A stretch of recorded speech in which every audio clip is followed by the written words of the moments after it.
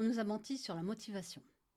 Pas intentionnellement, mais depuis des années, on nous répète que si l'on échoue, si on abandonne, si on n'avance pas, c'est parce que l'on manque de motivation. Et c'est faux. Et aujourd'hui, je vais vous expliquer pourquoi. Dans le premier épisode, on a parlé de la motivation comme d'une énergie. Aujourd'hui, on va aller plus loin. On va voir pourquoi elle ne suffit pas et ce qui peut vraiment manquer. Alors, pour commencer, laissez-moi vous raconter l'histoire de Sophie. Sophie, elle a 34 ans et un jour, elle décide de se lancer dans quelque chose dont elle rêve depuis des années. Écrire un roman. Elle est enthousiaste, débordante d'énergie. Elle achète un super beau carnet, elle s'installe dans son café préféré, commande un café et elle écrit. Les premières semaines sont magiques. Elle pense à son histoire tout le temps, dans le métro, sous la douche, avant de dormir. Et puis, progressivement, quelque chose change. Les séances d'écriture s'espacent, le carnet traîne sur la table de nuit. Un soir, elle se surprend à fixer les pages blanches pendant 20 minutes sans écrire un seul mot. Et elle se dit « Je manque de motivation ». Mais est-ce vraiment la motivation le problème? Nous y reviendrons, parce que la réponse va vous surprendre. Regardez autour de vous et voyez combien de personnes sont motivées à changer quelque chose dans leur vie, à se lancer dans un projet qui leur tienne à cœur, à améliorer une relation qui leur pèse, à construire quelque chose qui leur ressemble. Beaucoup. Et pourtant, combien vont réellement jusqu'au bout? Beaucoup moins. Pourquoi? Est-ce que c'est parce que ces personnes sont paresseuses? Pas obligatoirement. Est-ce qu'elles ne veulent pas vraiment changer? Normalement, je pense qu'elles veulent vraiment changer. Est-ce qu'elles manquent de capacité? Pas nécessairement. Alors, qu'est-ce qui se passe vraiment? La réponse est simple, mais elle change tout. La motivation est nécessaire, mais elle ne suffit pas. Pour comprendre pourquoi, il faut distinguer 5 notions que nous confondons presque toutes. La motivation, la décision, l'engagement, la discipline et la cohérence. Commençons par la motivation. La motivation, c'est l'étincelle. C'est ce qui nous fait nous lever le matin en nous disant « j'ai envie de faire ça ». C'est l'énergie de départ, le carburant initial. Pensez à quelqu'un qui décide de renouer avec un ami qu'il n'a pas vu depuis longtemps, depuis des années. L'envie, elle est là, sincère, réelle. Mais l'envie seule ne suffit pas, car il faut passer le coup de téléphone. Combien de fois avez-vous pensé à quelqu'un en vous disant « il faudrait que je lui écrive » ou « il faudrait que je l'appelle » et vous ne l'avez jamais fait? Ce n'est pas la motivation qui manquait, c'est autre chose. Et cette autre chose, c'est la décision. La décision, c'est le moment où vous passez de « j'aimerais » à « je vais le faire » ou « je le fais ». C'est subtil mais fondamental. Beaucoup de personnes restent bloquées ici sans s'en rendre compte. Ils tournent en rond dans leurs envies sans jamais les transformer en décisions concrètes. Imaginez quelqu'un qui veut apprendre la guitare depuis 10 ans. La motivation est là. Mais tant qu'il ne se dit pas « je m'inscris à ce cours le mardi soir », il n'a pas décidé, il a juste envie. Est-ce que vous voyez la différence? Mais décider ne suffit pas non plus. Parce qu'après la décision vient l'engagement. L'engagement, c'est la promesse que vous vous faites à vous-même de tenir, même si ça devient difficile, même quand la vie s'en mêle, même quand vous êtes fatigué, quand les résultats tardent à venir. Prenons un exemple concret. Vous décidez d'appeler votre mère chaque dimanche parce que la relation s'est distancée et que ça vous pèse. Les premières semaines, tout va bien. Et puis un dimanche, vous êtes débordé. Puis un autre, vous avez oublié. L'engagement, c'est ce qui vous fait rappeler malgré tout. Ou l'appeler le lundi en vous excusant. C'est le fil qui maintient la connexion, même quand la motivation du départ s'est essoufflée. Mais ensuite vient un autre ingrédient qui est la discipline. Donc la discipline, c'est l'ensemble des habitudes, des routines, des petites actions répétées qui soutiennent votre engagement dans le temps. C'est ce qui transforme une intention en réalité concrète. Revenons à Sophie et à son roman. Elle s'est engagée à écrire, mais sans discipline, cet engagement reste flou.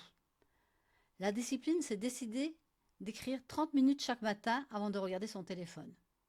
C'est une règle simple, claire, répétable. Elle ne dépend pas de l'humeur du jour ni du niveau de motivation du moment. Mais voilà où beaucoup de gens se perdent. Ils mettent en place une discipline dans la mauvaise direction. Ce qui nous amène à la 5e notion, la plus oubliée de toutes, la cohérence. La cohérence, c'est l'alignement entre qui vous êtes vraiment et ce dont vous avez besoin, et la direction dans laquelle vous allez. Voici une question difficile. Est-ce que le projet que vous poursuivez en ce moment est vraiment le vôtre?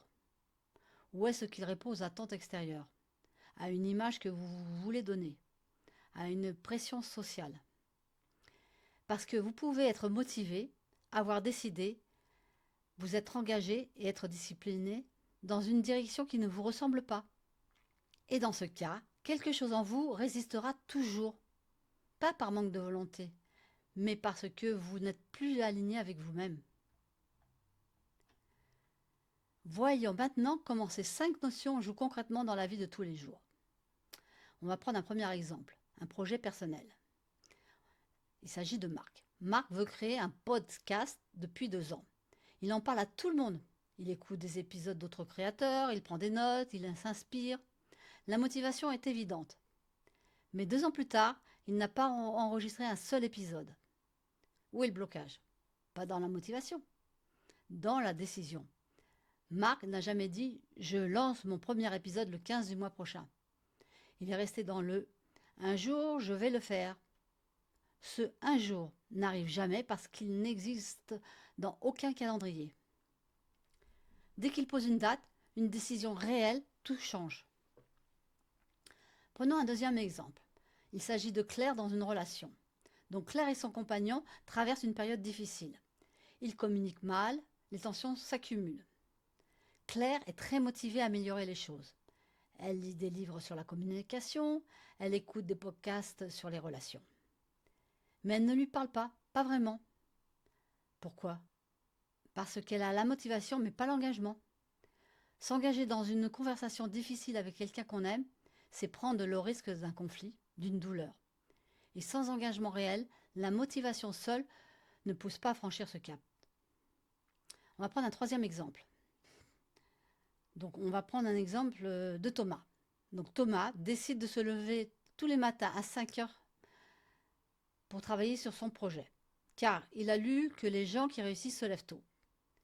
Il s'y force pendant 3 semaines. Il est épuisé, irritable, improductif. Le problème? Thomas est quelqu'un qui pense et crée le mieux le soir. Sa discipline est réelle, son engagement aussi, mais la méthode n'est pas cohérente avec qui il est. Dès qu'il abandonne le réveil à 5 heures et travaille 2 heures chaque soir, sa productivité explose. Donc maintenant revenons à Sophie et à son roman. Souvenez-vous, elle fixait la page blanche en se disant qu'elle manquait de motivation. Mais en réalité, voilà ce qui s'est passé. Elle avait la motivation, elle avait pris une décision floue, j'écris mon roman, sans date, sans cadre. Elle ne s'était pas vraiment engagée, elle n'avait fait aucune promesse concrète à elle-même. Elle n'avait pas de discipline, pas de rituel régulier. Et surtout, elle se comparait à des auteurs qui écrivent 8 heures par jour alors qu'elle, elle a un travail à temps plein et 2 enfants. Aucune cohérence entre son objectif et sa réalité. Quand elle a compris ça, elle a changé d'approche. Elle a décidé d'écrire 20 minutes chaque soir après le coucher des enfants. Pas plus. Elle s'est engagée pendant 3 mois. Et elle a terminé son premier chapitre en 5 semaines. Pas parce qu'elle avait plus de motivation, mais parce qu'elle avait ajouté ce qui me manquait. Ces 5 notions ne sont pas des concurrentes, elles sont une chaîne. La motivation répond à pourquoi, la décision répond à quelle direction, l'engagement répond à jusqu'où je suis prêt à aller, la discipline répond à quelle action vais-je répéter, la cohérence répond à tout cela est-il vraiment aligné avec qui je suis. Si l'une manque, la chaîne se brise. Alors, la prochaine fois que vous vous surprendrez à dire « je manque de motivation », posez-vous une autre question. Est-ce vraiment la motivation qui manque? Ou est-ce que vous n'avez pas encore pris de véritables décisions? Ou est-ce que vous avez décidé mais sans vous engager pleinement? Ou est-ce que votre discipline ne vous aide pas autant que vous le pensez? Ou est-ce que vous avancez dans une direction qui ne vous ressemble plus? La motivation allume le moteur. Mais pour avancer vraiment, nous avons besoin d'une direction claire, d'un engagement sincère, d'actions répétées et d'une cohérence profonde entre ce que nous faisons et qui nous sommes. Avant de passer à la suite, j'ai une question pour vous. Dans votre vie en ce moment, lequel de ces 5 éléments vous fait le plus défaut? Vous pouvez mettre votre réponse dans les commentaires avec M pour motivation, D pour décision, E pour engagement, F pour discipline, parce que le D est déjà pris, mais là c'est la discipline de faire, ou C pour cohérence. Dites-le moi, je lis tout. Dans la prochaine vidéo, on va aller encore plus loin. Que dit vraiment la science sur la motivation? Est-ce que les neurosciences confirment ce que nous croyons savoir? Ou existe-t-il des mécanismes bien plus profonds? Rendez-vous dans la prochaine vidéo pour le découvrir. Et comme vous le savez, un petit pouce ça fait du bien, et abonnez-vous si vous voulez être averti lorsque la suite sera dispo. Je vous souhaite une belle journée.